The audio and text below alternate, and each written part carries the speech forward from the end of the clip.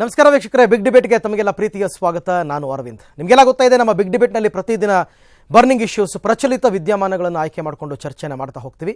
ಇವತ್ತು ನಾವು ಆಯ್ಕೆ ಮಾಡಿಕೊಂಡಿರ್ತಕ್ಕಂಥ ವಿಚಾರ ಬೇರೆ ಎಲ್ಲ ಮಾಧ್ಯಮಗಳಲ್ಲೂ ಕೂಡ ಬಹುತೇಕ ಇದೇ ವಿಚಾರ ಚರ್ಚೆಗೆ ಬರುತ್ತೆ. ಯಾಕೆಂದರೆ ನಾಳೆ ನರೇಂದ್ರ ಮೋದಿ ಸರ್ಕಾರದ ಬಹುನಿರೀಕ್ಷಿತ ಪೂರ್ಣ ಪ್ರಮಾಣದ ಬಜೆಟ್ ಮಂಡನೆ ಆಗ್ತಾ ಇರ್ತಕ್ಕಂಥದ್ದು. ಇಲ್ಲಿ ಅನೇಕ ವಿಚಾರಗಳಿದೆ. ಮೊದಲನೇದಾಗಿ ಮೋದಿ ಸರ್ಕಾರಕ್ಕೆ ಈಗಾಗಲೇ ಕಾರ್ಪೊರೇಟ್ ಕಳಂಕ ಅಂಟಿಕೊಂಡಿದೆ ಅಂತಕ್ಕಂಥದ್ದು, ಜೊತೆಗೆ ನರೇಂದ್ರ ಮೋದಿ ರೈತ ವಿರೋಧಿ ಅಂತಕ್ಕಂಥದ್ದು, ಹಾಗೆಯೇ ಹಣದುಬ್ಬರವನ್ನು ಇಳಿಸ್ತಕ್ಕಂಥದ್ದು. ಹೀಗೆ ಅನೇಕ ಸವಾಲುಗಳನ್ನು ಹೊತ್ಕೊಂಡು ನಾಳೆ ಹಣಕಾಸು ಸಚಿವರು ತಮ್ಮ ಆಯವ್ಯಯವನ್ನು ಮಂಡಿಸ್ತಾ ಇರ್ತಕ್ಕಂಥದ್ದು.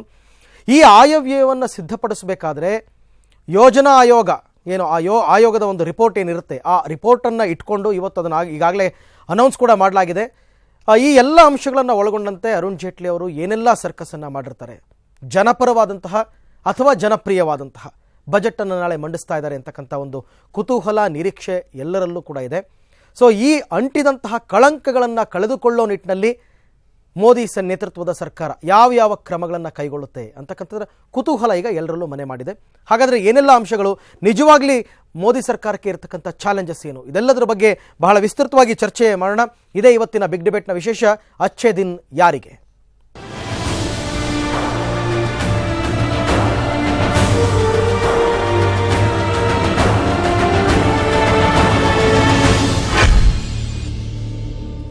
ಸೊ ಹಾಗಾದರೆ ಈ ಬಾರಿಯ ಬಜೆಟ್ನಲ್ಲಿ ಗಮನಿಸಬೇಕಾದಂತಹ ಪ್ರಮುಖ ಅಂಶಗಳು ಏನೇನು, ಬನ್ನಿ ಹಾಗಾದರೆ ಗ್ರಾಫಿಕ್ಸ್ ಸಹಾಯದಲ್ಲಿ ನೋಡೋಣ. ಮೊದಲನೇದಾಗಿ ಆಮ್ ಆದ್ಮಿಯನ್ನು ಮೆಚ್ಚಿಸಲು ಹರಸಾಹಸ ಅಂತಕ್ಕಂಥದ್ದು.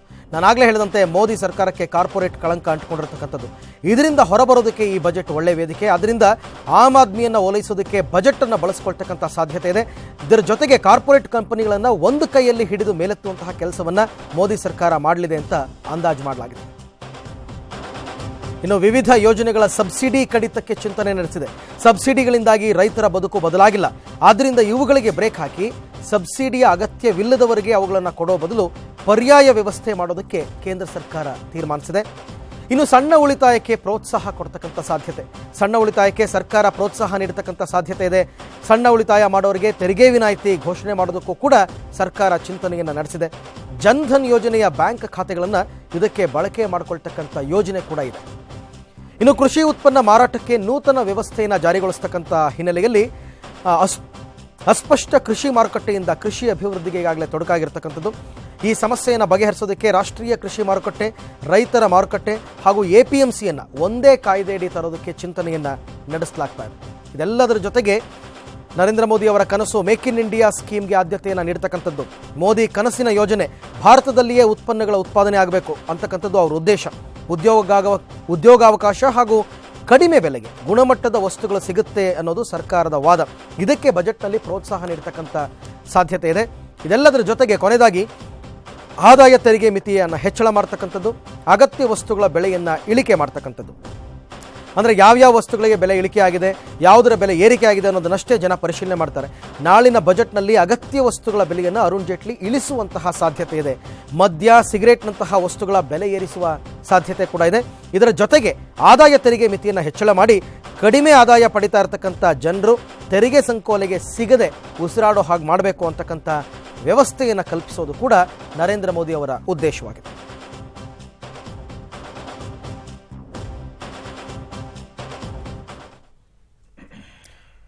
ಇನ್ನು ಕೇಂದ್ರದ ಬಜೆಟ್ನಲ್ಲಿನ ನಿರೀಕ್ಷೆಗಳ ಬಗ್ಗೆ ಮುಖ್ಯಮಂತ್ರಿ ಸಿದ್ದರಾಮಯ್ಯ ಮಾತನಾಡಿದ್ದಾರೆ. ಬನ್ನಿ ಅವರ ರಿಯಾಕ್ಷನ್ ಏನು ಅಂತ ನೋಡೋಣ. ಆ ರಿಪೋರ್ಟ್ನಲ್ಲಿ ಏನು ಹೇಳಿದ್ದಾರೆ ಅಂದರೆ, ಹಿಂದೆ 13ನೇ ಫೈನಾನ್ಸ್ ಕಮಿಷನ್ನವರು ಟೋಟಲ್ ಟ್ಯಾಕ್ಸ್ನಲ್ಲಿ ಎಲ್ಲ ಸ್ಟೇಟ್ಗಳಿಗೆ 32% ಡೆವಲ್ಯೂಷನ್ ಆಫ್ ಟ್ಯಾಕ್ಸಸ್ ಅಂತ ಹೇಳಿದರು. ಈ ಸಾರಿ ಅದನ್ನು 42% ಮಾಡಿದ್ದಾರೆ. 32 ಇಂದ 42%. ಅದರಿಂದ ಸ್ವಲ್ಪ ಹೆಚ್ಚಾಗಿ ಸಿಗುತ್ತೆ. ಅಂದರೆ ಒಂದು ಈಗ 4.3%, 4.33% ಕರ್ನಾಟಕ ಸ್ಟೇಟಿಗೆ ಬರ್ತಾ ಇತ್ತು. ಆ 32% ಹೋಗಿದೆ. ಈಗ 42% ಮಾಡೋದ್ರಿಂದ ಕರ್ನಾಟಕಕ್ಕೆ 4.75% ಬರ್ತದೆ. ಸೊ ಸ್ವಲ್ಪ ಜಾಸ್ತಿ ಬರ್ತದೆ. ಬಟ್ ಇದನ್ನೇನು ಮಾಡ್ತಾರೆ ಅಂತ ನಮ್ಗೆ ಇನ್ನೂ ಗೊತ್ತಿಲ್ಲ. ಸೆಂಟ್ರಲ್ ಸ್ಕೀಮ್ಸ್ಗಳಲ್ಲಿ ಏನು ಮಾಡ್ತಾರೆ ಅನ್ನೋದು ಗೊತ್ತಿಲ್ಲ. ಅದು ನಾಳೆ ಬಜೆಟ್ ಮಂಡಿಸಿದ ಮೇಲೆ ಗೊತ್ತಾಗುತ್ತೆ.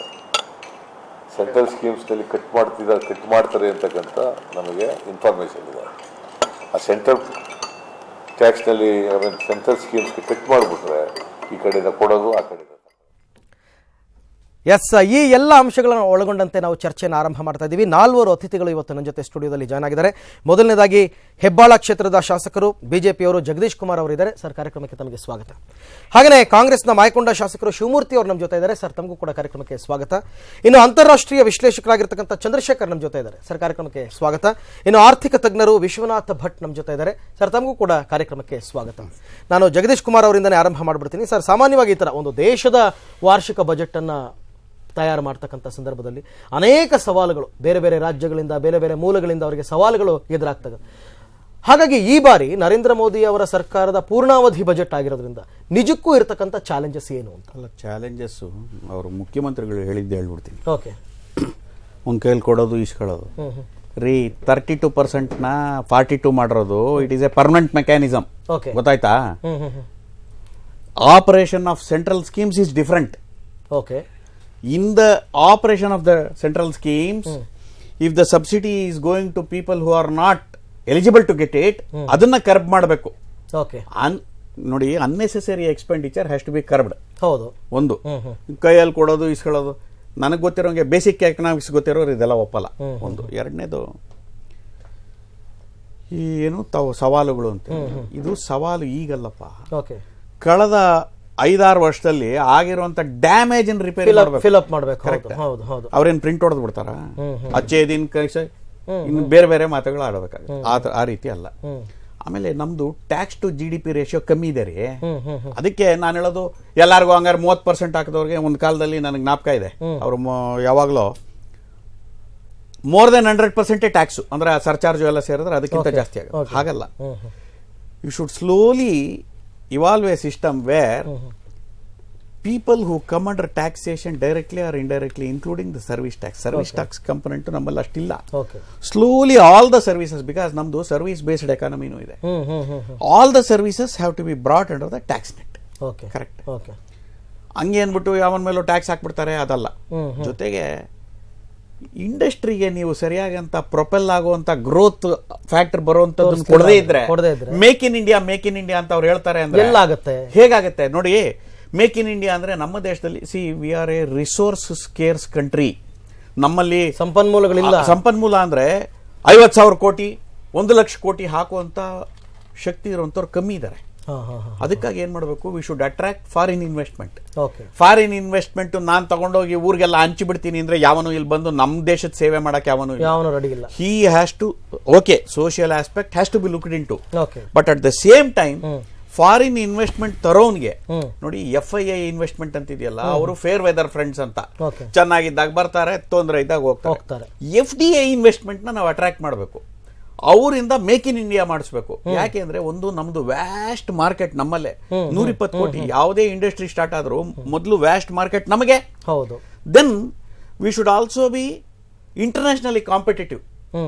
5 ರೂಪಾಯಿಗೆ ಒಂದು ಯೂನಿಟ್ ಆಯ್ತಾ, ನಾನು ಅದು ಇದು 26 ಹಾಕ್ಬಿಟ್ರೆ ಅವನು ಇಂಟರ್ನ್ಯಾಷನಲ್ ಲೆವೆಲ್ ಅಲ್ಲಿ ಕಾಂಪಿಟೇಟಿವ್ ಆಗಲ್ಲ.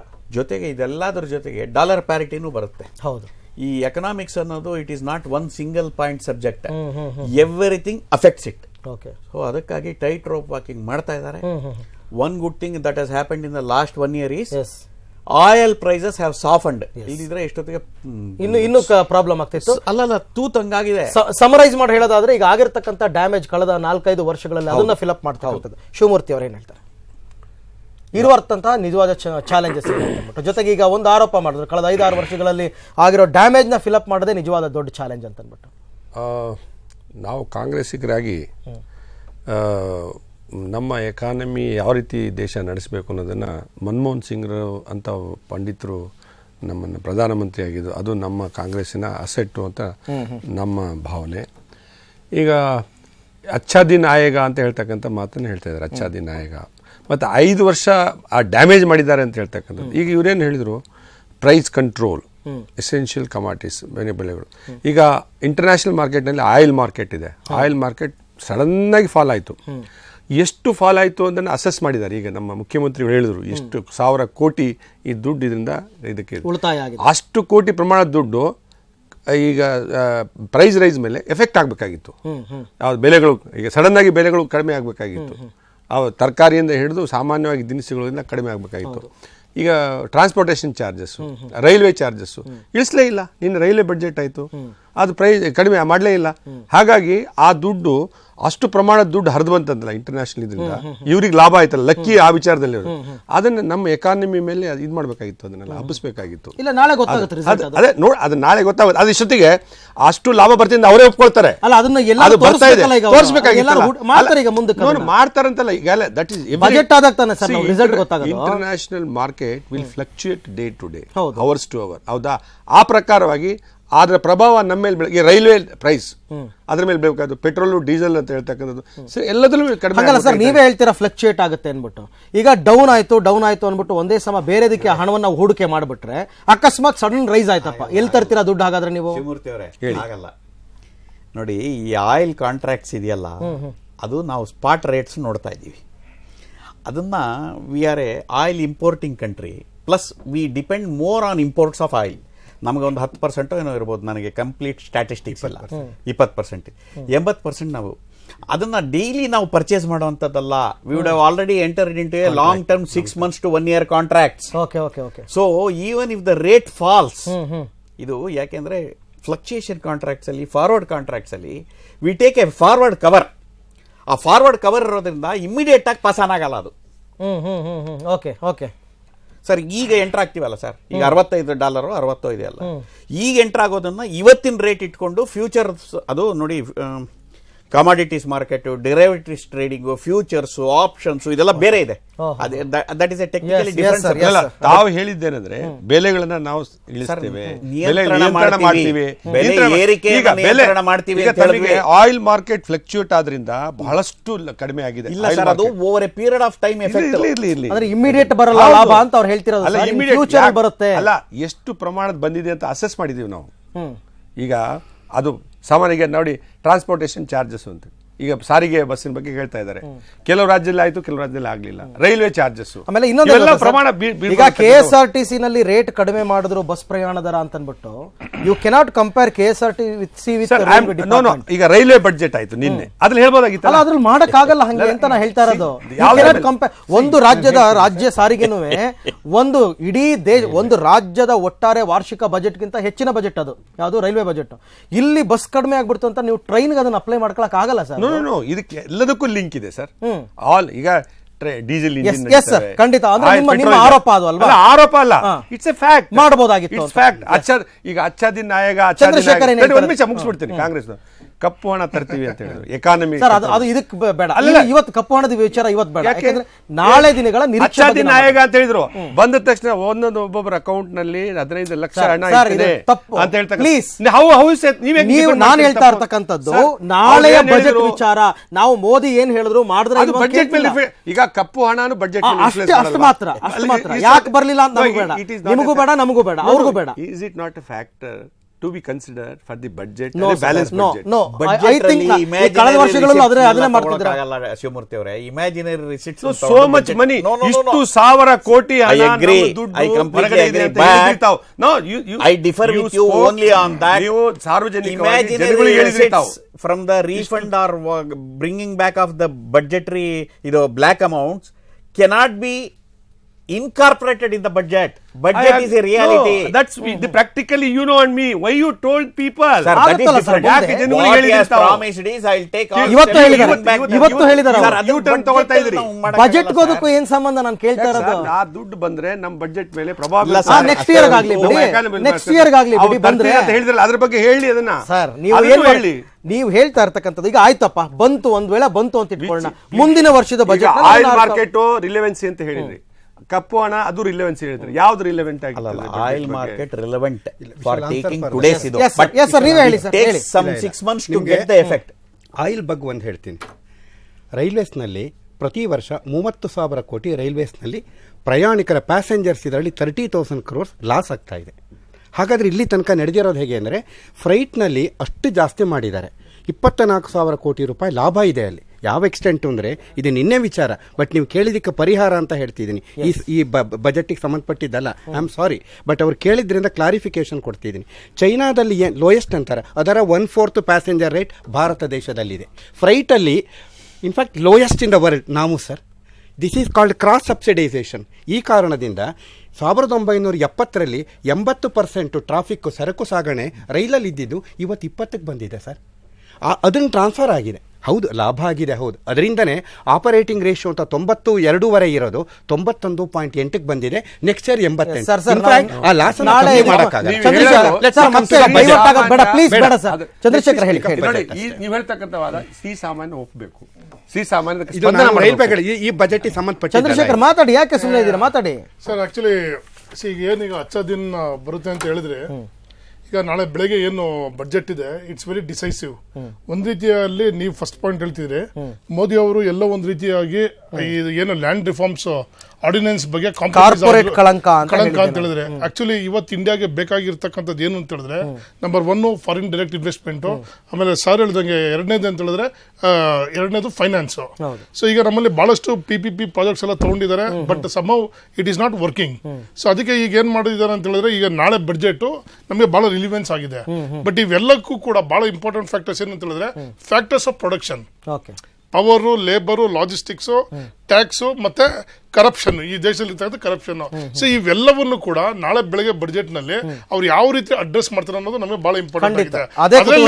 ಅದ್ರಲ್ಲಿ ಯಾಕೆ ಈಗ ಒಂದು ರೀತಿನಲ್ಲಿ ಏನೋ ಒಂದು ಸ್ವಲ್ಪ ನಮ್ಗೆ ಒಂದು ಜಿಗುಪ್ಸೆ ಸ್ವಲ್ಪ ಏನ್ ಬಂದಿದೆ ಅಂತ ಹೇಳಿದ್ರೆ, ಈಗ ಲ್ಯಾಂಡ್ ಆರ್ಡಿನೆನ್ಸ್ ಏನ್ ಮಾಡಿದ್ರು, that was a very big victory for India in foreign direct investment. ಯಾಕೆ ಅಂತ ಹೇಳಿದ್ರೆ, ಡಿಫೆನ್ಸ್ ಮತ್ತೆ ಇನ್ಫ್ರಾಸ್ಟ್ರಕ್ಚರ್ ಪ್ರಾಜೆಕ್ಟ್ಸ್ ಮತ್ತೆ ಸ್ಕೂಲ್ಸ್ ಅಥವಾ ಪ್ರೈವೇಟ್ ಕಾಲೇಜಸ್ ಅಥವಾ ಮೆಡಿಕಲ್ ಮಾಡೋದಕ್ಕೆ ಅದು ಬಹಳಷ್ಟು ಹೆಲ್ಪ್ ಆಗ್ತಿತ್ತು. ಆದ್ರೆ ಇವತ್ತು ಎಲ್ಲೋ ಒಂದು ರೀತಿನಲ್ಲಿ, ಈಗ ನಾನು ಪಾರ್ಟಿ ಬಗ್ಗೆ ಹೇಳ್ತಿಲ್ಲ, ಬಟ್ ಒಂದು ನಮ್ಮ ಕಂಟ್ರಿ ಬಗ್ಗೆ, ಒಂದು ನೇಷನ್ ಅಂತ ತೆಗೆದುಕೊಂಡಾಗ ಇಲ್ಲೆಲ್ಲ ಒಂದು ರೀತಿಯಲ್ಲಿ ಕಾಂಪ್ರಮೈಸ್ ಆಗ್ತಿದೆ. ಎಲ್ಲ ಒಂದು ರೀತಿಯಲ್ಲಿ ಮತ್ತೆ ಈ ಒಂದು ಲ್ಯಾಂಡ್ ರಿಫಾರ್ಮ್ಸ್ ಆಕ್ಟ್ ಅಲ್ಲಿ ಎಲ್ಲ ಒಂದು ರೀತಿಯಲ್ಲಿ ಕೇವಲ ಇದನ್ನ ಏನಂತ ಹೇಳಿದ್ರೆ ಡೆವಲಪ್ಮೆಂಟ್ ಆಗಬಾರ್ದು. ಇವತ್ತು ಒಪ್ಕೊಂಡ್ರಲ್ಲ ಮೋದಿ ಅವರು, ಅವ್ರು ಹೇಳ್ತಿರೋದ್ರಲ್ಲಿ ಎಷ್ಟು ಸತ್ಯ ಇದೆ. ಲ್ಯಾಂಡ್ ಈಸ್ ಎ ಡೆಫಿನೆಟ್, ಎಷ್ಟು ಲ್ಯಾಂಡ್ ಎಷ್ಟು ಸತ್ಯ ಅಂತ ಹೇಳ್ತಕ್ಕಂಥದ್ದು. ಇದರ ಒಡೆತನ ಯಾರು? ಕೃಷಿಕರು, ನಾಗರಿಕತೆ. ನೋಡಿ, ಭೂಸ್ವಾಧೀನ, ಸುಗ್ರೀವಾಜ್ಞೆ, ಇದೆಲ್ಲ ಚರ್ಚೆಗಳು ಲೋಕಸಭೆನಲ್ಲಿ ಆಯ್ತು. ಕೊನೆಗೆ ಇವತ್ತಿನ ರಿಸಲ್ಟ್ ಹೇಳ್ತಾ ಇದೀನಿ ನಾನು. ಇವತ್ತೇನಾಯ್ತು ಗೊತ್ತಾ, ನರೇಂದ್ರ ಮೋದಿ ಅವರೇ ಖುದ್ದು ಎದ್ದು ನಿಂತ್ಕೊಂಡು, ಆಯ್ತು ನಾವು ಆ ಸುಗ್ರೀವಾಜ್ಞೆಯಲ್ಲಿ ತಿದ್ದುಪಡಿ ತರ್ತೀವಿ, ರೈತ ವಿರೋಧಿ ಆಗಲ್ಲ ಅಂತಕ್ಕಂಥ ಹೇಳಿಕೆ ಕೊಟ್ಟಾಯ್ತು. ಫಿನಿಶ್. ಒಂದೇ ಒಂದು ಪಾಯಿಂಟ್ ಇಂಡಸ್ಟ್ರಿ ಬಗ್ಗೆ ಅಂಡ್ ಪ್ರಾಪರ್ಟಿ. ನಮ್ಮ ದೇಶದಲ್ಲಿ ಯಾವ ಇಸ್ವಿಲಿ it was transferred from fundamental right to constitutional right ಅಂತ ನೋಡಿ. 1950 ಯಾರು ಮಾಡಿದ್ದು? 1950 ನಲ್ಲಿ ಏನ್ ಮಾಡಿದ್ರು? Land acquisition act. Land acquisition act ಬಿಟ್ಬಿಡಿ sir. Right to property was a fundamental right. They transfer it as a constitutional right. ನಾನು ಹೇಳೋದು, ಇವರೆಲ್ಲ ಬಹಳ ರೈತ ಪರ ಇದು ತಾನೆ. ಇವತ್ತು ಎಲ್ಲರೂ ಸೇರ್ಕೊಂಡು ಫಂಡಮೆಂಟಲ್ ರೈಟ್ ಹಾಕ್ಬಿಡ್ರಿ ಸರ್. ಫಂಡಮೆಂಟಲ್ ರೈಟ್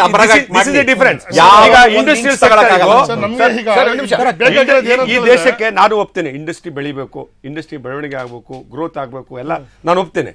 ಆದ್ರೆ ಬೇಸಿಕ್ ಆಗಿ ಫಾರ್ಮಿಂಗ್ ಕಮ್ಯುನಿಟಿ ಇದೆಲ್ಲ, they are the owners of the nation. Land is with them only. ಅವರ ತಗೊಳ್ಳಿಕ್ಕೆ ಬೇಡ ಅಂತ ಹೇಳೋದಿಲ್ಲ. ಆದರೆ ನೀವು ಸೋಮೋಟು ಕನ್ಸೆಂಟ್ ಕ್ಲಾಸ್ ಅನ್ನೇ ತೆಗೆದಾಕಿ ನಾವು ತಗೊಂಡ್ಬಿಡ್ತೀವಿ, ನೀವೇನ್ ಮಾಡ್ತೀರಿ ಅಂತ ಹೇಳ್ತಕ್ಕಂಥಲ್ಲ. ದಟ್ ಈಸ್ ವೈ ಪ್ರಾವಿಷನ್ ರೈತರಿಗೆ. ಸರ್, ಈಗ KRS ಡ್ಯಾಮ್ ಕಟ್ಟಿರೋದು ಈ ಕರ್ನಾಟಕ ರಾಜ್ಯಕ್ಕೆ ಅಥವಾ ದೇಶಕ್ಕೆ ಒಳ್ಳೇದ ಕೆಟ್ಟದ? ಡ್ಯಾಮ್ ಕಟ್ಟಿದಾಗ ಬಹಳಷ್ಟು ಲ್ಯಾಂಡ್ ಮುಳುಗಡೆ ಆಯ್ತು, ಆದ್ರೆ ಎಷ್ಟು ಜನಕ್ಕೆ ಅದರಿಂದ ಅನುಕೂಲ ಆಗಿದೆ ಸರ್? ಕೇವಲ ಒಂದು ಪಾಲಿಸಿನ.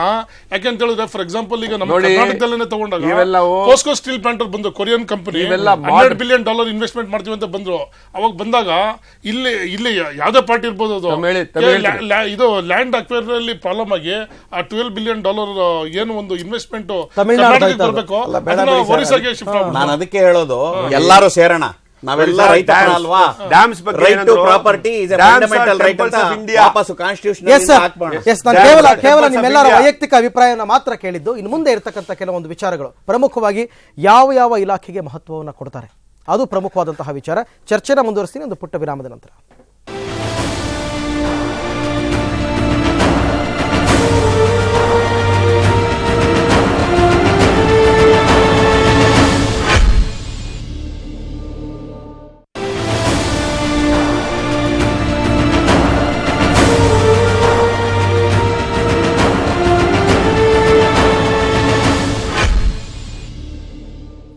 ಎಸ್, ಅಚ್ಚೇ ದಿನ್ ಯಾರಿಗೆ ನಾಳಿನ ಬಜೆಟ್ ಮೇಲೆ ಒಂದು ಬೆಳಕು ಚೆಲ್ತಕ್ಕಂಥ ಪ್ರಯತ್ನವನ್ನು ಮಾಡ್ತಾ ಇದ್ದೀವಿ. ಮತ್ತೆ ನಾನು ವಿಶ್ವನಾಥ್ ಭಟ್ ಅವ್ರನ್ನ ಕೇಳ್ತೀನಿ. ಸರ್, ಹಾಗಾದರೆ ನಾವು ನಿನ್ನೆ ರೈಲ್ವೆ ಬಜೆಟ್ನಲ್ಲಿ ಮಾತಾಡ್ದಂಗೆ ಮೊದಲಿಗೆ ಇರ್ತಕ್ಕಂಥ ಸವಾಲು ಅಂತಂದರೆ ಹಣದ ಕ್ರೋಢೀಕರಣ. ಹೌದಾ? ಹಣದ ಕ್ರೋಢೀಕರಣನ ಬೇರೆ ಬೇರೆ ಮೂಲಗಳಿಂದ ಅದನ್ನು ಸುರೇಶ್ ಪ್ರಭು ಅವರು ವಂಡರ್ಫುಲ್ ಆಗಿ ಮ್ಯಾನೇಜ್ ಮಾಡಿದ್ರು. ಸೊ ನಾಳೆ ಹೇಗಾಗಬಹುದು ಅಂತಕ್ಕಂಥದ್ದು? ಆಕ್ಚುಲಿ ಇವತ್ತಿನ ದಿನ ಎಕನಾಮಿಕ್ ಸರ್ವೆ ಅಂದರೆ ಆರ್ಥಿಕ ಒಂದು ಸಮೀಕ್ಷೆ ಕೊಟ್ಟಿದ್ದಾರೆ. ಹೌದು, ನನ್ನ ಹತ್ರ ಇದೆ ಅದು. ಇದು ಒಂದು ನಿರ್ಣಾಯಕ ಬಜೆಟ್ ಅಂತ ಹೇಳ್ತೀನಿ. ಇದು ಕಾರಣ ಏನ್ ಗೊತ್ತಾ? ಮೊದಲನೇದಾಗಿ ಹೇಳಿದ್ರು, ಇದು ಬಿಜೆಪಿ ಸರ್ಕಾರದ ಪ್ರಥಮ ಬಜೆಟ್. ಹೌದು, ಪೂರ್ಣ ಪ್ರಥಮ. ಎರಡನೇದೇನು ಅಂದ್ರೆ ಇದು ಮುಂದಿನ 4 ವರ್ಷಗಳಲ್ಲಿ ಅವರ ಕಾರ್ಯಕ್ರಮ ಏನು, ಅವರ ಆರ್ಥಿಕ ಪಾಲಿಸಿಗಳೇನೋ, ಅಂದರೆ ಎಕನಾಮಿಕ್ ಪಾಲಿಸಿಗಳ ಬಗ್ಗೆ ಪೂರ್ಣ ಬೆಳಕು ಚೆಲ್ಲುತ್ತೆ. ಇನ್ನೊಂದು ಏನು ಅಂದ್ರೆ ಇವರ ಒಂದು economic policy it revolves around make in India. ಇದು ಈ ಬಜೆಟ್ ಅದಕ್ಕೆ ಸಂಪೂರ್ಣವಾಗಿ ಪೂರಕವಾಗಿರಬೇಕು. ಕೊನೆಯದಾಗಿ 2016-17ರಲ್ಲಿ ಗೂಡ್ಸ್ ಅಂಡ್ ಸರ್ವಿಸ್ ಟ್ಯಾಕ್ಸ್ ಅನ್ನು ಇಂಪ್ಲಿಮೆಂಟ್ ಮಾಡಕ್ಕೆ ಹೊರಟಿದ್ದಾರೆ. ಈ ಬಜೆಟ್ ಏನು ಬದಲಾವಣೆ ನಿರೀಕ್ಷೆ ಮಾಡಬಹುದು? ಇದು ಅದಕ್ಕೆ ಪೂರಕವಾಗಿರ್ಬೇಕು. ಅಂದ್ರೆ ಇದು ಅರೌಂಡ್ ದಿಸ್ ಇಟ್ ರಿವಾಲ್ವ್ಸ್. ಈಗ ನಿಮ್ ಪ್ರಶ್ನೆ ಇರೋದು ಸವಾಲುಗಳ ಪ್ರಶ್ನೆನ ಅಥವಾ ನಿರೀಕ್ಷೆಗಳ ಸವಾಲುಗಳು ಇರತಕ್ಕಂಥ ಸವಾಲುಗಳೇನು ಗೊತ್ತಾ? ಪ್ರೈಮರಿ ಥಿಂಗ್ ಹೇಳ್ತೀನಿ. You go to the what do you say ಅಭಿವೃದ್ಧಿ ಡೆವಲಪ್ಮೆಂಟ್ ಅಂತ 2 ವರ್ಷಗಳಿಂದ ಕಂಟಿನ್ಯೂಸ್ ಆಗಿ, ಈ ವರ್ಷ ಬಿಟ್ಬಿಡಿ, 5%ಗಿಂತಲೂ ಕಮ್ಮಿ GDP ಗ್ರೋತ್ ಇದೆ. 4.5, 4.7. ಇದು 25 ವರ್ಷಗಳಿಗೆ record lowest level. Then second you come to ಕೈಗಾರಿಕಾ ಅಭಿವೃದ್ಧಿ ಅಂದರೆ ಇಂಡಸ್ಟ್ರಿಯಲ್ ಡೆವಲಪ್ಮೆಂಟ್ 2% ಇದೆ ಸ್ವಾಮಿ. ಉತ್ಪಾದನಾ ಕ್ಷೇತ್ರದ ಅಭಿವೃದ್ಧಿ ಏನಿದೆ 15% ಇದೆ. ಗೋ ಟು ಚೈನಾ 25% ಇದೆ. ಯಾವ ದೇಶದಲ್ಲಿ ಉತ್ಪಾದನಾ ಕ್ಷೇತ್ರದಲ್ಲಿ ಕಾಂಟ್ರಿಬ್ಯೂಷನ್ ಅಷ್ಟು ಕೆಳಗಡೆ ಬರುತ್ತೆ ಆ ದೇಶದಲ್ಲಿ ನಿರುದ್ಯೋಗ ಡೆಫಿನೆಟ್ 100%. ದೆನ್ ಮೂಲಭೂತ ಸೌಕರ್ಯ, ಈ ಒಂದು ಕಲ್ಲಿದ್ದಲು, 2G ಹಗರಣ, ಆಮೇಲೆ ಈ ಒಂದು ನ್ಯಾಷನಲ್ ಹೈವೇಸ್, ಇದರಲ್ಲಿ ಎಲ್ಲ ಪ್ರಾಬ್ಲಮ್ಸ್ಗಳು ಸಿಕ್ಕಾಕೊಂಡು ಬಹಳಷ್ಟು ಕಂಪನಿಗಳು ಸಾಲವನ್ನು ವಾಪಸ್ ಕೊಡದೇ ಇರೋ ಪರಿಸ್ಥಿತಿ ರೀಚ್ ಆಗಿದ್ದಾವೆ. ಬ್ಯಾಂಕ್ಗಳ ಪರಿಸ್ಥಿತಿ ಏನು ಗೊತ್ತಾ? 2015 ಮಾರ್ಚ್ ಹೊತ್ತಿಗೆ 13%ಕ್ಕಿಂತ ಜಾಸ್ತಿ ಬ್ಯಾಂಕಿನ ಸಾಲಗಳು ದೇ ಆರ್ ಸ್ಟ್ರೆಸ್ಡ್ ಅಸೆಟ್ ಅಂದ್ರೆ ಒತ್ತಡದಲ್ಲಿ ಇರುವಂತಹ ಸಾಲಗಳಾಗ್ತಾ ಇದಾವೆ. ಈ ಪರಿಸ್ಥಿತಿ ರೀಚ್ ಆಗಿದೆ. ದೆನ್ ಸಾಲವನ್ನ ತಗೊಳ್ಳೋರು 1998 ನಂತರ ಇಷ್ಟು ಕಮ್ಮಿ ಸಾಲ ತಗೊಳ್ಳೋರು ಇರಲಿಲ್ಲ. ಈಗ ಈ ದೇಶ ಇವೆಲ್ಲದಕ್ಕಿಂತ ಲಾಸ್ಟ್ ಒಂದು ಹೇಳ್ತೀನಿ ಸರ್, ಕಳಪೆ ತೆರಿಗೆ ಸಂಗ್ರಹ. This is very important. ನಿಮ್ಗೆ ಕರೆಕ್ಟ್ ಆಗಿ ಹೇಳಿದ್ರು ಜಗದೀಶ್ ಅವರು, ಭಾರತ ದೇಶದಲ್ಲಿ ಟ್ಯಾಕ್ಸ್ ಕಲೆಕ್ಷನ್ ಏನಿದೆ ಇದು 10.7%. ಪಕ್ಕದ ನೇಪಾಳಕ್ಕೆ ಹೋಗ್ರಿ 13.9, ಬೇಡ ಕೀನ್ಯಾ ನೋಡಿ 15.9% ಇದೆ. Lowest tax collection. ಅದನ್ನ ರೈಸ್ ಮಾಡಬೇಕು. ಇದನ್ನ ಹೇಳಿ ಶಿವಮೂರ್ತಿ ಅವರು. ಸರ್, ಈಗ ಅವರು ಟ್ಯಾಕ್ಸೇಷನ್ ಬಗ್ಗೆ ಹೇಳಿದ್ರು. ಈಗ ಇದು ಸ್ವಲ್ಪ ಈ ಸಮ್ ಪವರ್ ಸೆಕ್ಟರ್ಸ್ ಇದಾವಲ್ಲ, ಪವರ್ ಸೆಂಟರ್ಸ್ಗಳು, industrial power centres, corporate sector, ಇವೇ ಡಿಕ್ಟೇಟ್ ಮಾಡ್ತಿರೋದು. ಈಗ ಅವ್ರನ್ನ ನಾನು ಹೇಳ್ತೇನೆ, ಈಗಿರ್ತಕ್ಕಂಥ ಬಿಜೆಪಿ ಸರ್ಕಾರ ಅವರನ್ನು ಓಲೈಸ್ಲಿಕ್ಕೆ ಅವ್ರ ಜೊತೆ ಫೇವರ್ ಮಾಡಲಿಕ್ಕೆ ಎಲ್ಲದನ್ನ ಅವ್ರಿಗೆ ಮಾಡ್ತಾರೆ. ಹಾಗೆ ಪದೇ ಪದೇ ಅವರು basic ground reality Aam Aadmi Congress ಅಚ್ಚಾ ದಿನ ಕಿಸ್ಕೋ ಆಯೇಗಾ. ಈ ಅಚ್ಚಾ ದಿನ ಯಾರಿಗೆ ಒಳ್ಳೆ ದಿವಸಗಳು ಯಾರಿಗೆ ಬರಬೇಕು? ಆಮ್ ಆದ್ಮಿಗೆ ಬರಬೇಕು. ಆಮ್ ಆದ್ಮಿ ಅಂದ್ರೆ ಶ್ರೀ ಸಾಮಾನ್ಯ ವ್ಯಕ್ತಿ ಏನ್ ಬಯಸ್ತಾನೆ? ಅವನು ಊಟ ಬಯಸ್ತಾನೆ, ಇರ್ಲಿಕ್ಕೆ ವಸತಿ ದೇಶ ಗ್ರೌಂಡ್ ರಿಯಾಲಿಟಿ ಮಾತಾಡಿ ನೀವು. ಈ ದೇಶದಲ್ಲಿ ಇಂಡಸ್ಟ್ರಿ ಬೇಕು, ನಾವ್ ಇಲ್ಲ ವಿರೋಧ ಇಲ್ಲ. ಅದು ಇಂಡಸ್ಟ್ರಿಯಲ್ಲಿ ಕೆಲಸ ಮಾಡ್ತಕ್ಕಂಥವ್ರು ಬಳಕಬೇಕು, ಉತ್ಪಾದನೆ ಆಗ್ಬೇಕು, ಆ ಪ್ರಾಫಿಟ್ ಸಹ ಡಿಸ್ಟ್ರಿಬ್ಯೂಷನ್ ಆಗ್ಬೇಕು. ಹೌದಾ? ಅವೆಲ್ಲ ನೋಡ್ಕೊ. ಅದನ್ನ ಬಿಟ್ಬಿಟ್ಟು ಪ್ರಾಫಿಟ್ ಮಾಡ್ತಕ್ಕಂಥವ್ರು, ಅಬ್ನಾರ್ಮಲ್ ಪ್ರಾಫಿಟ್ ಮಾಡ್ಕೊಂತವ್ರು, ಮಾರ್ಕೆಟ್ ಡಿಕ್ಟೇಟ್ ಮಾಡ್ತಕ್ಕಂಥವ್ರು, ಬಂಡವಾಳಶಾಹಿಗಳು, ದೊಡ್ಡ ದೊಡ್ಡ ಇಂಡಸ್ಟ್ರೀಸ್ಗಳು ಎಲ್ಲ ಮಾಡಿ ಮೋಸ ಮಾಡಿ ರಿಯಲ್ ಎಸ್ಟೇಟ್ ಮಾಡ್ತಾರೆ. ಮೋದಿ ಅವರು ಅಧಿಕಾರಕ್ಕೆ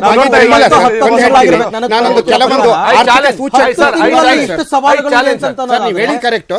ಕಾಂಗ್ರೆಸ್ ಸರ್ಕಾರ ಹೋಗೋ ಹೊತ್ತಿಗಿದ್ದಂಥ ಒಂದು ಆರ್ಥಿಕ ಸೂಚ್ಯಂಕಗಳನ್ನು ಇವತ್ತು ಇರೋದನ್ನ ತಗೊಳ್ಳಿ. ಕಾಂಗ್ರೆಸ್ ಸರ್ಕಾರ ಹೋಗೋತ್ತಿಗಿರೋದು 9.3% ಹಣದುಬ್ಬರ, ಇವತ್ತಿರೋದು 5.4 ಅಥವಾ 5.5.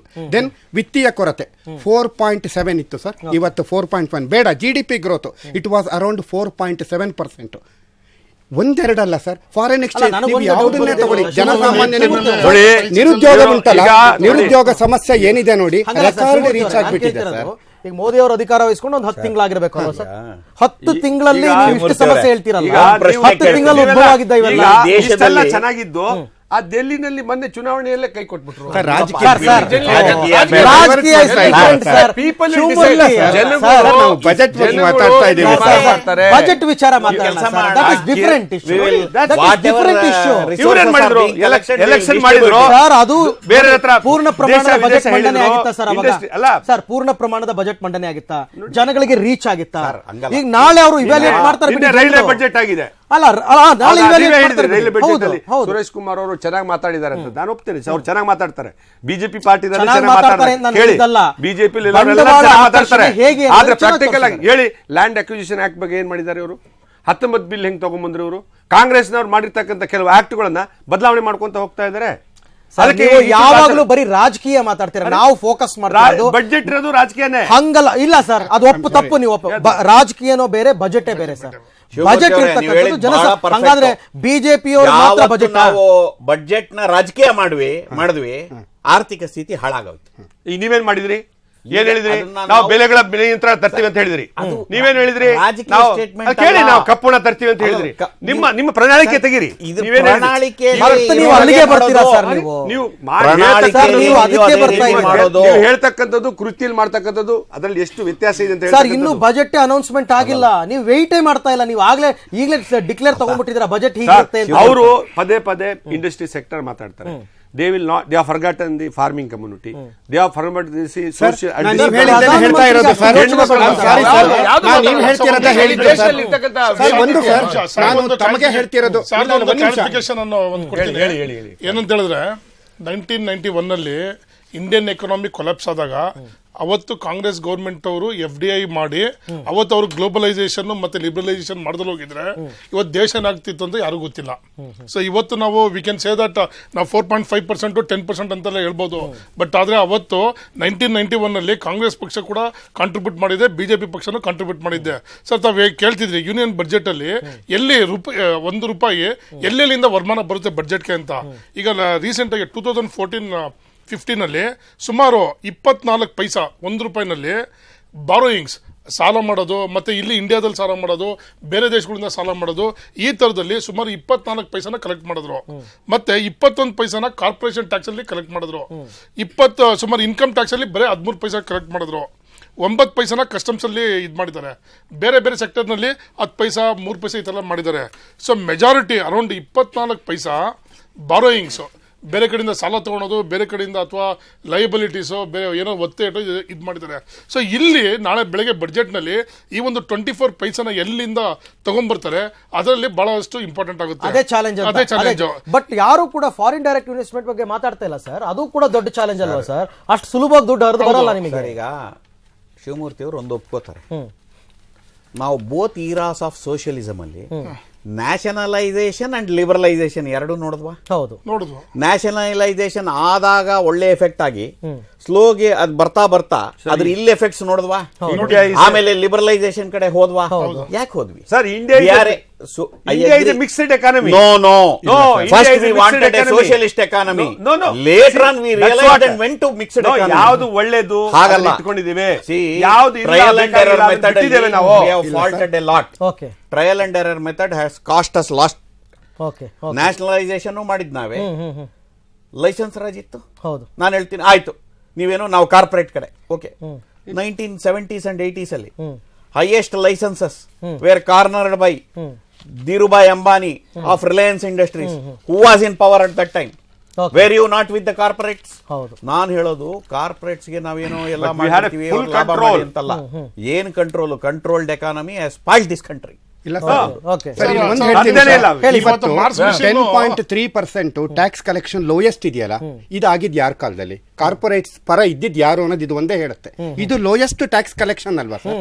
ಇದು ಎಲ್ಲಾದ್ರೂ ಇಷ್ಟು ಕಮ್ಮಿ ಬಿಜೆಪಿಲಿ ಇದ್ದಿದ್ರೆ ಕರೆಕ್ಟ್. 10.3 ಲೋಯೆಸ್ಟ್ ಅಂದ್ರೆ ಅಷ್ಟು ಲೋಯೆಸ್ಟ್ ಟ್ಯಾಕ್ಸ್ ಕಲೆಕ್ಷನ್ ಮಾಡಿ ಕಾರ್ಪೊರೇಟ್ಸ್ ಗೆ ಫೇವರ್ ಮಾಡಿದ್ಯಾರು? ನಾನು ಹೇಳಿದ್ ಗೊತ್ತಾಯ್ತಲ್ಲ ಸರ್?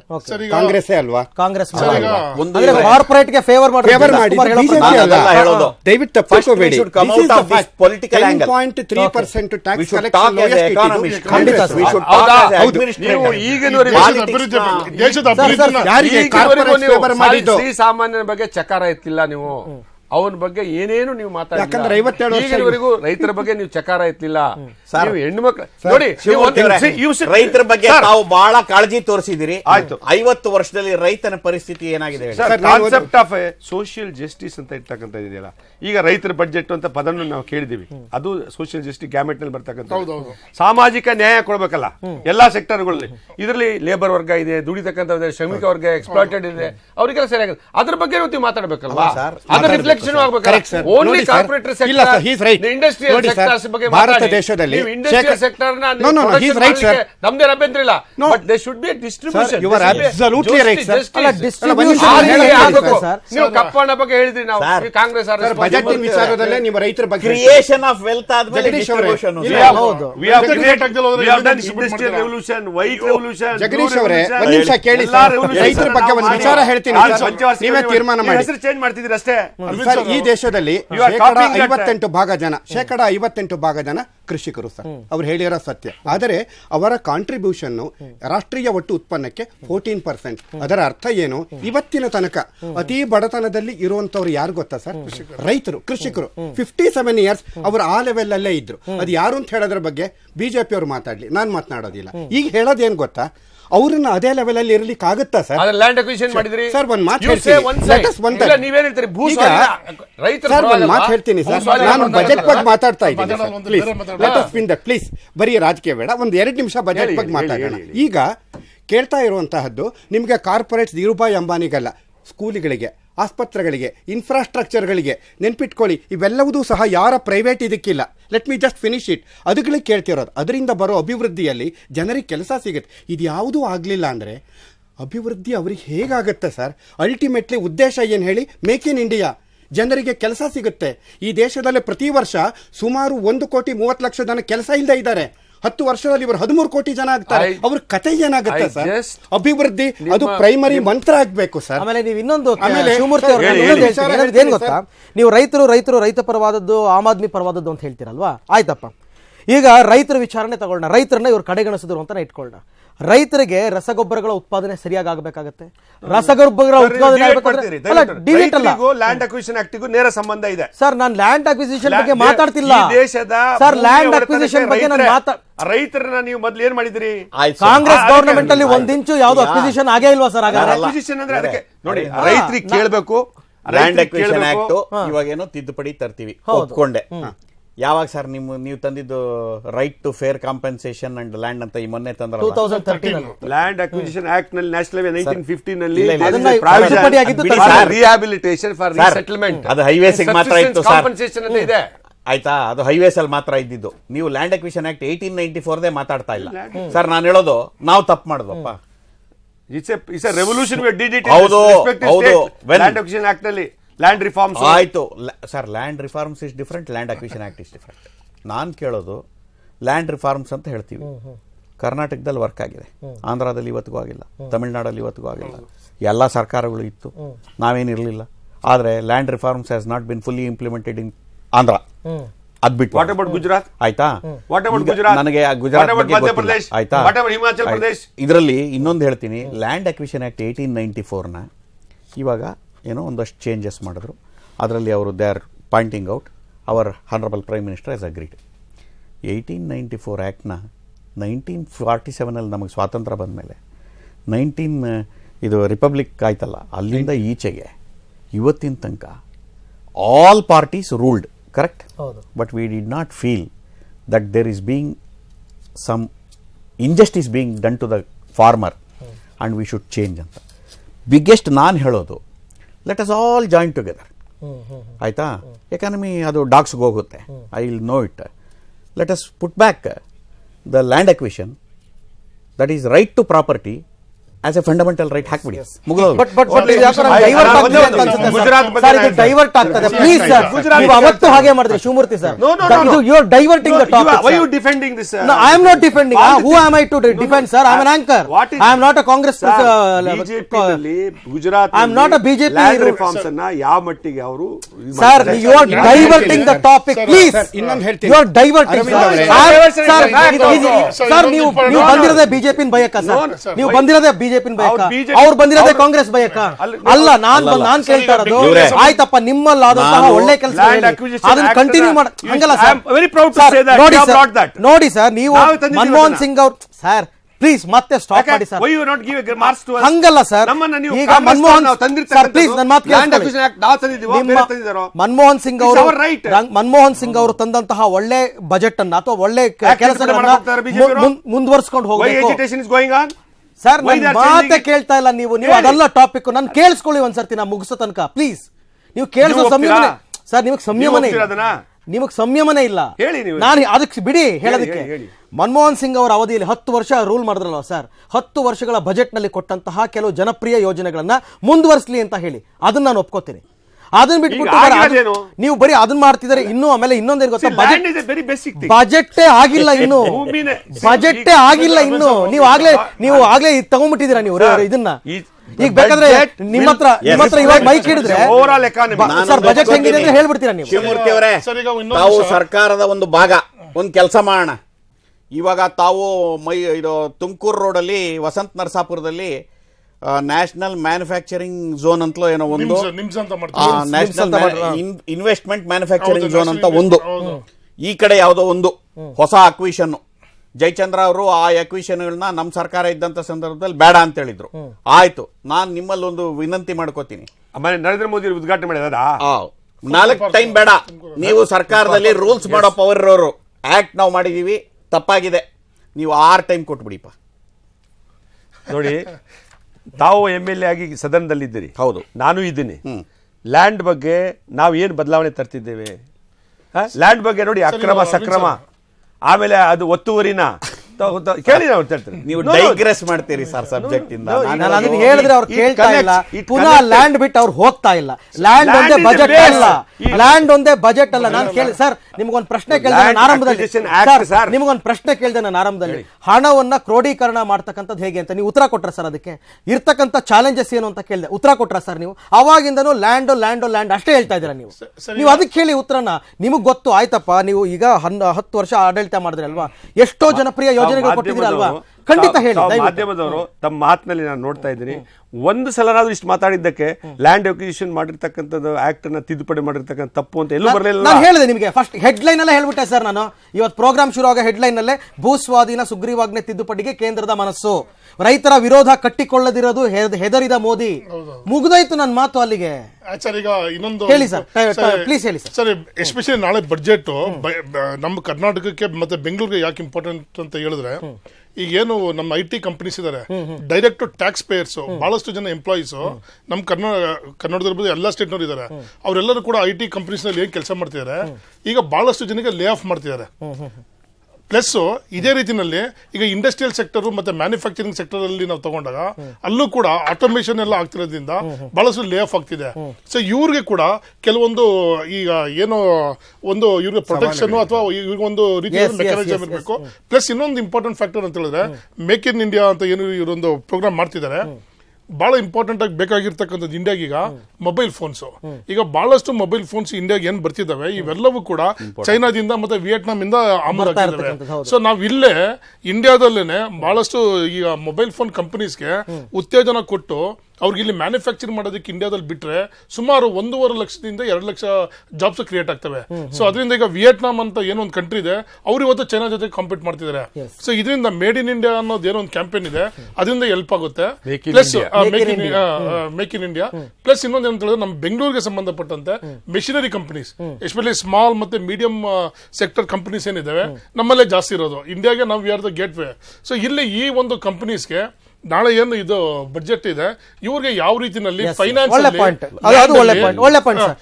ಅಲ್ಲಿ ಮೊಬೈಲ್ ಫೋನ್ ಒಂದೇ ಒಂದು ಪಾಯಿಂಟ್ ಹೇಳ್ಬೇಕು. ಫೈನಾನ್ಸ್ ಅಲ್ಲಿ ಲ್ಯಾಂಡ್ ಅಲ್ಲ, ಅದಕ್ಕೊಂದು ಟೆಕ್ನಿಕಲ್ ವರ್ಡ್ ಇದೆ. ಲ್ಯಾಂಡ್ ಅವ್ರಿಗೆಲ್ಲ ಅದು it is manufactured with A specific period. ಮೊದಲ ತರ ನಮ್ಮ ತಾತಂದು ಟೆಲಿಫೋನ್, ನಮ್ಮ ಅಪ್ಪನದು ನಂದು ಬರ್ತಾ ಇಲ್ಲ. ದೀಸ್ ಮೊಬೈಲ್ ಫೋನ್ಸ್ ಈ ಟಚ್ ಸ್ಕ್ರೀನ್ ಇದೆಯಲ್ಲ, it will survive only for so many touches. Correct? So this is a permanent industry. Every 2 years or 3 years, depending upon your usage, this becomes obsolete we have to buy new thing yes, yes. ಅದಕ್ಕೆ- ಅಲ್ಲಿ ಅದನ್ನ attract ಮಾಡಿಬಿಟ್ರೆ yes sir, ನಮ್ಮ ಬೆಂಗಳೂರಿನಲ್ಲಿ ಒಂದು ಒಂದು break ತಗೊಳ್ತಕ್ಕಂಥ ಸಮಯ. ಇನ್ನು ಕೊನೆಯ ಹಂತದ ಚರ್ಚೆಯಲ್ಲಿ ನಾವು ನಿರೀಕ್ಷೆಗಳಾಯ್ತು, ನಾವು ಅಂದ್ರೆ ಚಾಲೆಂಜಸ್ಗಳು, ಸವಾಲುಗಳೇನಿದೆ ಅಂತಕ್ಕಂಥದ್ದು, ಮತ್ತೆ ಸಾಧಕ ಬಾಧಕಗಳ ಬಗ್ಗೆ ಕೂಡ ಮಾತನಾಡಿದ್ರು. ಇನ್ನು ನಿರೀಕ್ಷೆಗಳು, ಜನಸಾಮಾನ್ಯ ಪ್ರತಿಯೊಬ್ಬನೂ ಕೂಡ ಆಸೆ ಇಟ್ಕೊಂಡಿರ್ತಾನೆ, ಅಯ್ಯೋ ಇಂಥ ವಸ್ತು ಅಗ್ಗ ಆಗ್ಲಪ್ಪ, ಇಂಥ ವಸ್ತು ಜಾಸ್ತಿ ಆಗಲಿ ಅಂತಕ್ಕಂಥದ್ದು. ಆ ನಿರೀಕ್ಷೆಗಳೇನು, ಅದನ್ನು ಸಾಕಾರಗೊಳಿಸ್ತಾರ, ಅದ್ರ ಬಗ್ಗೆ ಚರ್ಚೆನ ಮುಂದುವರಿಸ್ತೀನಿ ಒಂದು ಪುಟ್ಟ ವಿರಾಮದ ನಂತರ.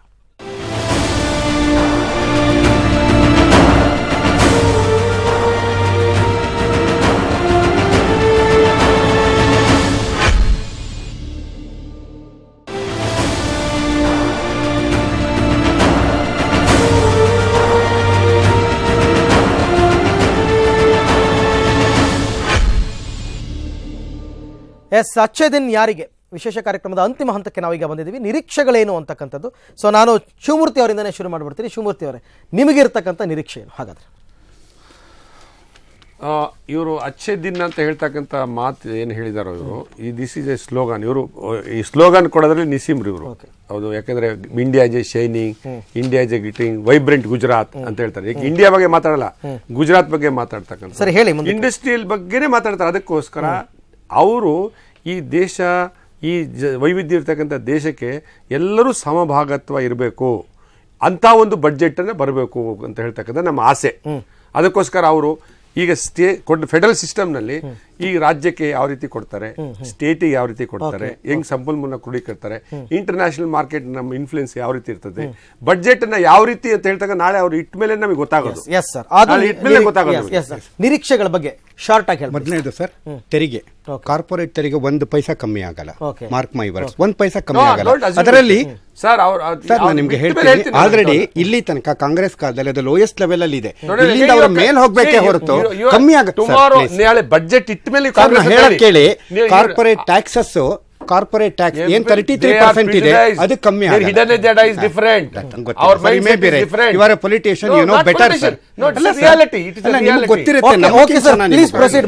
ಒಂದು ತೆರಿಗೆಗಳಲ್ಲಿ ಕಾರ್ಪೊರೇಟ್ ಟ್ಯಾಕ್ಸಸ್ ಯಾವ ಕಾರಣಕ್ಕೂ ಕಮ್ಮಿ ಆಗ್ಲಿಕ್ಕಿಲ್ಲ. ತೆರಿಗೆ ನಾನು ಹೇಳ್ತಿರೋದು ಜನಸಾಮಾನ್ಯರಿಗೆ ದೇರ್ ಆರ್ ಸಮ್ ಬೆನಿಫಿಟ್ಸ್. ಬಹುಶಃ ನಿಮ್ಮ ಸ್ಲ್ಯಾಬ್ಸ್ ನಲ್ಲಿ ಚೇಂಜ್ ಆಗ್ಬೋದು, ಅಥವಾ 2.5 ಇಂದ 3 ತನಕ ಹೋಗ್ಬೋದು. ಬಟ್ ಸೇವಿಂಗ್ಸ್ ನಲ್ಲಿ ಏನು 1.5 ಕೊಟ್ಟಿದ್ದಾರೆ ATC ಸ್ಲ್ಯಾಬ್ಸ್ ನಲ್ಲಿ, ಅದರಲ್ಲಿ ಸ್ವಲ್ಪ ಬೆನಿಫಿಟ್ಸ್ ಬರೋ ಚಾನ್ಸ್ ಇದೆ. ದೆನ್ ಹೌಸಿಂಗ್ ಸೆಕ್ಟಾರ್ಸ್ ನಲ್ಲಿ ಅಂದರೆ ನಿಮ್ಮ ಅವರಿಗೆ ಕನ್ಸೆಷನ್ಸ್ ಇದೆ, ಅಸಲು ಪಾವತಿ ಮಾಡೋದ್ರಲ್ಲಿ, ಇಂಟ್ರೆಸ್ಟ್ ಕೊಡೋದ್ರಲ್ಲಿ ಪ್ರತಿ ವರ್ಷ ಒಂದಷ್ಟು ಕನ್ಸೆಷನ್ ಕೊಟ್ಟಿದ್ದಾರೆ, ಅದರಲ್ಲೂ ಸಹ ಬೆನಿಫಿಟ್ ಬರುವಂತಹದ್ದಿದೆ. ಜೊತೆಯಲ್ಲಿ ಉಳಿತಾಯ, ಜನರಲ್ಲಿ ಉಳಿತಾಯದ ಮನೋಭಾವನೆ 36% ಇರುವಂತಹದ್ದು ಭಾರತ ದೇಶದಲ್ಲಿ. ಡೊಮೆಸ್ಟಿಕ್ ಸೇವಿಂಗ್ಸ್ 30ಕ್ಕೆ ಬಂದಿತ್ತು.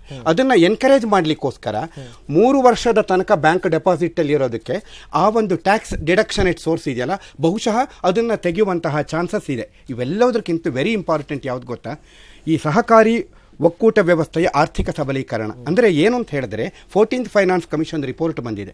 32% ಇವತ್ತಿನ ದಿನ ಇರುವಂತಹದ್ದು ರಾಜ್ಯ ಸರ್ಕಾರಗಳಿಗೆ. ಅದನ್ನ 42 ಅಂದ್ರೆ ನೀವು 10% ಅಂತ ತಗೋಬೇಡಿ. 32ರಿಂದ 42 ಅಂದ್ರೆ ಜೆಂಟಲ್ಮನ್ 31% ಇನ್ಕ್ರೀಸ್. ಎಷ್ಟೇ ಬರಲಿ, ನಿಮ್ಗೆ 10,000 ಕೋಟಿ ಕೇಂದ್ರ ಸರ್ಕಾರದಿಂದ ಬರ್ತಿದ್ರೆ 13,000 ಕೋಟಿ ಆಗುತ್ತೆ. ಆಮೇಲೆ ಇನ್ನೊಂದು, ಇದು ಯಾವುದೇ ಕೇಂದ್ರ ಸರ್ಕಾರದ ಸ್ಕೀಮ್ಗಳಿಗೆ ಲಿಂಕ್ ಆಗಿರೋದಿಲ್ಲ. This is very important. ಎಲ್ಲದಕ್ಕಿಂತ ಲಾಸ್ಟ್ ಹೇಳ್ತೀನಿ sir, make in India, this is very very important. ಏನ್ ಮಾಡ್ಲಿಕ್ಕೆ ಹೊರಟಿದ್ದಾರೆ ಅಂದ್ರೆ, ಈ ದೇಶದ ಮೂಲಭೂತ ಸಮಸ್ಯೆ ಅನ್ಎಂಪ್ಲಾಯ್ಮೆನ್ಸಿ ಸರ್, ಅದನ್ನು ಸಾಲ್ವ್ ಮಾಡ್ಲಿಕ್ಕೋಸ್ಕರ ಫಸ್ಟ್ ಟರ್ಮ್ ಅಲ್ಲಿ 181 ಪ್ರಾಡಕ್ಟ್ಸ್ ಅನ್ನು ಲಿಂಕ್ ಮಾಡಿದ್ದಾರೆ. ಅದನ್ನೆಲ್ಲವುದನ್ನು ಸಹ ಭಾರತ ದೇಶದಲ್ಲಿ ತಯಾರು ಮಾಡೋದು. ಅದಕ್ಕೆ ಹೇಗೆ ಅಂದ್ರೆ, ಅದಕ್ಕೆ ಈಗ ಟ್ಯಾಕ್ಸ್ ಫ್ರೀ ಇಂಪೋರ್ಟ್ ಇದೆ, ಕಸ್ಟಮ್ ಅವೆಲ್ಲದರ ಮೇಲೆ ಈಗ ಟ್ಯಾಕ್ಸ್ ಹಾಕ್ತಾರೆ. ಇಲ್ಲಿ ಪ್ರೊಡ್ಯೂಸ್ ಆಗುವಂತಹ ಈ ಕ್ಯಾಪಿಟಲ್ ಗೂಡ್ಸ್ ಮೇಲೆ ಎಕ್ಸೈಸ್ ಡ್ಯೂಟಿ ತೆಗಿತಾರೆ. ಫರ್ದರ್ ಇನ್ವರ್ಟೆಡ್ ಡ್ಯೂಟಿ ಸ್ಟ್ರಕ್ಚರ್ ಅಂತ ಭಾರತ ದೇಶದಲ್ಲಿ ಇದೊಂದು ಶಾಪ. ಅಂದ್ರೆ ರಾ ಮೆಟೀರಿಯಲ್ಸ್ ಮೇಲೆ ಡ್ಯೂಟೀಸ್ ಕಮ್ಮಿ, ಫಿನಿಶ್ಡ್ ಪ್ರಾಡಕ್ಟ್ಸ್ ಮೇಲೆ ಸರ್. ಆಕ್ಚುಲಿ ಈಗ ಬಹಳಷ್ಟು ದೊಡ್ಡ ಚಾಲೆಂಜ್ ಈ ಸಲ ಬಡ್ಜೆಟ್ ಇಂಡಿಯಾಗೆ. ಯಾಕೆ ಅಂತ ಹೇಳಿದ್ರೆ, ಒಂದೇದು ಈಗೇನು ಇನ್ಕಮ್ ಸ್ಲ್ಯಾಬ್ಸ್ ಏನಿದೆ ಅದು 2.5 ಲಕ್ಷ ಇದೆ, ಅದನ್ನ ಮಿನಿಮಮ್ 3 ಲಕ್ಷದಿಂದ 5 ಲಕ್ಷ ರೂಪಾಯಿವರೆಗೂ ಮಾಡ್ಬೇಕಂತ ಇದ್ದಾರೆ. ಅದು ಮಾಡಿದ್ರೆ ಬಹಳ ಒಳ್ಳೇದು. ಎರಡನೇದು ಏನಂತ ಹೇಳಿದ್ರೆ, ಇಂಡಿಯಾಗೆ ಎಸ್ಪೆಷಲಿ ಡಿಫೆನ್ಸ್ ಅಲ್ಲಿ ಈಗ ಏನೀಗ 29% ಇಂದ 49% ಮಾಡಿದ್ದಾರೆ. ಅದನ್ನ ಇನ್ನೂ ಒಂದು ಸ್ವಲ್ಪ ಜಾಸ್ತಿ 73% ವರೆಗೂ ಮಾಡಿದ್ರೆ ಬಹಳಷ್ಟು ನಮಗೆ ಫಾರಿನ್ ಟೆಕ್ನಾಲಜಿ ಮತ್ತೆ ದುಡ್ಡು ಕೂಡ ಇನ್ವೆಸ್ಟ್ಮೆಂಟ್ಸ್ ಬರ್ತವೆ, ನಮಗೆ ಬಹಳ ಹೆಲ್ಪ್ ಆಗುತ್ತೆ, ಎಂಪ್ಲಾಯ್ಮೆಂಟ್ ಜನರೇಟ್ ಆಗುತ್ತೆ. ಇದ್ರ ಜೊತೆನಲ್ಲಿ ನಾಟ್ ಓನ್ಲಿ ಡಿಫೆನ್ಸ್ ಸೆಕ್ಟರ್, ಈಗ ಮೊಬೈಲ್ ಫೋನ್ಸ್ ಇರ್ಬೋದು. ಯಾಕೆ ಅಂತ ಹೇಳಿದ್ರೆ we are only the purchaser. So ಅದರಿಂದ ಈಗ ಬಹಳಷ್ಟು ಕಂಪನಿಗಳು ಚೈನಾ ಮೇಡ್ ಇನ್ ಚೈನಾ ಅಂತ ಮಾಡ್ಬಿಟ್ಟು ಅಲ್ಲಿ verticals ಆಗ್ಬಿಟ್ಟಿದಾವೆ. Yes, yes, sir. So ಅದರಿಂದ Yes, sir. ಇಲ್ಲಿ I save will add ಮಾಡೋದಕ್ಕೆ- here. Yes, yes. I will add. Sir ಈ ಚರ್ಚೆ ಆಗಬೇಕಾದ್ರೆ ಇಂಡಸ್ಟ್ರಿಯಲ್ ಇದಕ್ಕೆ ಮಾತಾಡಿದ್ರು, ಪ್ರೊಡಕ್ಷನ್ ಬಗ್ಗೆ ಮಾತಾಡಿದ್ರು, ಅನ್ಎಂಪ್ಲಾಯ್ಮೆಂಟ್ ಬಗ್ಗೆ ಮಾತಾಡಿದ್ರು, ಟ್ಯಾಕ್ಸೇಷನ್ ಬಗ್ಗೆ ಮಾತಾಡಿದ್ರು. I quite agree. But ground reality ಬಗ್ಗೆ ಮಾತಾಡ್ತಿಲ್ಲ ಅಂತ ನನ್ನ ಆತಂಕ. ಗ್ರೌಂಡ್ ರಿಯಾಲಿಟಿ ಅಂದ್ರೆ ಈ ದೇಶ ಯಾವ ರೀತಿ ಇದೆ, ಈ ದೇಶದ ಜನ ಯಾವ ಪರಿಸ್ಥಿತಿ ಯಾವ ಇದ್ದಾರೆ, ಆಮ್ ಆದ್ಮಿ ಅಂತ ಹೇಳ್ತೀರಿ ನೀವು, ಆಮ್ ಆದ್ಮಿ ಯಾವ ರೀತಿ ಇದ್ದಾರೆ, ಅದ್ರ ಬಗ್ಗೆ ನೀವು ಇಟ್ಟು ಮಾತಾಡಿದ್ರೆ ಅದು ಫಲಪ್ರದ Yes, sir. ತಾವೇನ್ ಹೇಳ್ತೀರಾ ಸರ್? ಅಲ್ಲ, ಮೇನ್ ನನಗೆ ನಾವು ನಾನು ಮೊದಲು ಒಂದು ಮಾತು ಹೇಳ್ತಾ ಇದ್ದೆ ಯಾವಾಗಲೂ, ಹಾರ್ಡ್ ರಾಕ್ ಎಕಾನಮಿ ಅಂತ. ಆ ಥರ ಇರಬೇಕಾದ್ರೆ savings is the fundamental thing. ಹೌದು, ನಮ್ಮ ದೇಶ ಮೊದಲಿಂದ ಉಳ್ಕೊಂಡ್ಬಂದಿದ್ದು ಯಾಕೆ ಅಂದರೆ ಸೇವಿಂಗ್ಸ್ ಇಂದ. ಹೌದು. Slowly, I don't know why, savings rate has come down.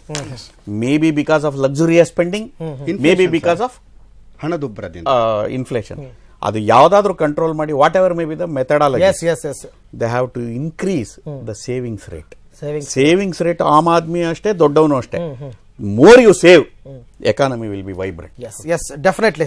So ಹಲವಾರು ವಿಚಾರಗಳ ಬಗ್ಗೆ ಇವತ್ತು ನಾವು ಚರ್ಚೆ ಮಾಡಿರ್ತಕ್ಕಂಥದ್ದು. So thank you Vishwanath Bhat ಅವರು, ತಮಗೂ ಕೂಡ ಧನ್ಯವಾದ ಸರ್. ಧನ್ಯವಾದ ಶಿವಮೂರ್ತಿ ಅವರು, ತಮಗೂ ಕೂಡ ಥ್ಯಾಂಕ್ ಯು ವೆರಿ ಮಚ್. ಅಂದರೆ ಚುನಾವಣೆಯ ಸಂದರ್ಭದಲ್ಲಿ ಇವ್ರು ಏನೆಲ್ಲ ಬೇಡಿಕೆಗಳನ್ನ ಕೊಟ್ಟಿರ್ತಾರೆ ಅವ್ರಿಗೂ ಕೂಡ ಒಂದು ಇದ್ದೇ ಇರುತ್ತೆ. ಈಗ ಅರವಿಂದ್ ಕೇಜ್ರಿವಾಲ್ ಅವ್ರು ಹೇಳಿದ್ರು, ಅದನ್ನ ತಕ್ಷಣ ಅವ್ರು ಅಧಿಕಾರಕ್ಕೆ ಬಂದ ತಕ್ಷಣ 50% ಡಿಡಕ್ಷನ್ ಕೊಡ್ತೀವಿ, ಫ್ರೀ ನೀರು ಕೊಡ್ತೀವಿ ಅಂತೆಲ್ಲ ಹೇಳಿದ್ರು. ಅದರಲ್ಲಿ ದೇಶವನ್ನು ಆಳುವಂತಹ ಸಂದರ್ಭದಲ್ಲಿ ಮೋದಿಯವರು ಕೂಡ ಅಥವಾ ಅರುಣ್ ಜೇಟ್ಲಿ ಅವರು ಕೂಡ ಕೊಟ್ಟಿರ್ತಕ್ಕಂಥ ಭರವಸೆಗಳನ್ನು ಈಡೇರಿಸಲೇಬೇಕಾಗುತ್ತೆ ಅಂತಕ್ಕಂಥ ಒಂದು ಸವಾಲು ಅವ್ರಿಗಿರುತ್ತೆ. ನಾವಿಷ್ಟೆಲ್ಲ ಮಾತಾಡಿರ್ತೀವಿ, ಇವತ್ತಾಗಲೇ ಆರ್ಥಿಕ ಸಮೀಕ್ಷೆಯ ವರದಿಯ ಪ್ರಮುಖಾಂಶಗಳು ಕೂಡ ಬಿಡುಗಡೆಯಾಗಿದೆ. ಈ ಎಲ್ಲವನ್ನುಗಳನ್ನ, ಆಮೇಲೆ ಇವೆಲ್ಲವೂ ಕೂಡ ಜನಸಾಮಾನ್ಯರಿಗೆ ಅರ್ಥ ಆಗಲ್ಲ. ಯಾವ ವಸ್ತು ಬೆಲೆ ಜಾಸ್ತಿ ಆಯಿತು, ಯಾವ್ದು ಕಡಿಮೆ ಆಯಿತು, ಅದನ್ನು ಮಾತ್ರ ಹೈಲೈಟ್ ಮಾಡ್ಕೊಳ್ತಾರೆ. ಇದೆಲ್ಲದರ ಜೊತೆಗೆ ಹಣವನ್ನು ಯಾವ ರೀತಿ ಆಮದು ಮಾಡ್ಕೊಳ್ತಾರೆ ಅಥವಾ ಹಣವನ್ನು ಕ್ರೋಢೀಕರಣ ಮಾಡ್ತಕ್ಕಂಥದ್ರಲ್ಲಿ ಅರುಣ್ ಜೇಟ್ಲಿ ಅವರು ಸಕ್ಸಸ್ ಆದರೆ ಉಳಿದ ಎಲ್ಲವೂ ಕೂಡ ಸುಗಮವಾಗುತ್ತೆ. ಹಾಗಾಗಲಿ ಜನಸಾಮಾನ್ಯರ ಜನಪರವಾದ ಜನಪ್ರಿಯವಾದ ಬಜೆಟ್ ಮಂಡನೆ ಆಗಲಿ ಅಂತ ಹಾರೈಸ್ತಾ ಇವತ್ತಿನ ಬಿಗ್ ಡಿಬೇಟ್ ಅನ್ನು ಮುಗಿಸ್ತಾ ಇದ್ದೀನಿ. ನಮಸ್ಕಾರ, ಥ್ಯಾಂಕ್ ಯು.